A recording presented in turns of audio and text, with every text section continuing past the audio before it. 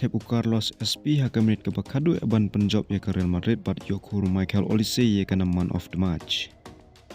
Ka jinglakai barang sude pahala Liga hapdeng ke Real Madrid bat Espanyol. Hapai hakaneka jinglakai ke Real Madrid kalau yok pan lam kemat nekong lembah wujud Bellingham balu thep hakamit ke bakandai. Mereka jinglakai kala bawa Alex kala trabaw lapan ye kait ye ke skor hakamit ke balai po. Kajing lekai apdeng kini ke ar korong kebaik kait hendrai hakamnit ke bakhadu kata hakamnit ke bakandai pau. Carlos SP uwe nak kirang lekai ubaka klub Real Madrid karang sudep soy.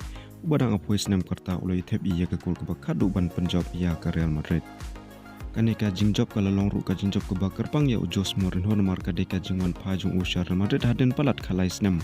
Naduk kajing lekai ke bakhadu jung ku manager jong ke klub. Papai partia ke DFL Super Cup kajing kini ia ke 6 ladu hapdeng ke Borussia Dortmund bat ke Bayern Munich. Ke Bayern kalera ia ke 6 ladu dah ke bapelim arla ke wekul ia ke Dortmund ia kikul cung ke Bayern latep dau Brown hakamnit ke baru perabat Michael Olise hakamnit ke basopesan plus away.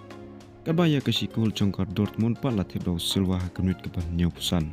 Ia ke nama of the match hakane kajing lekai layuk hurau Michael Olise. Kat kum ka performance jong u ula sajit kum player bat bitam hakane kajing lekai.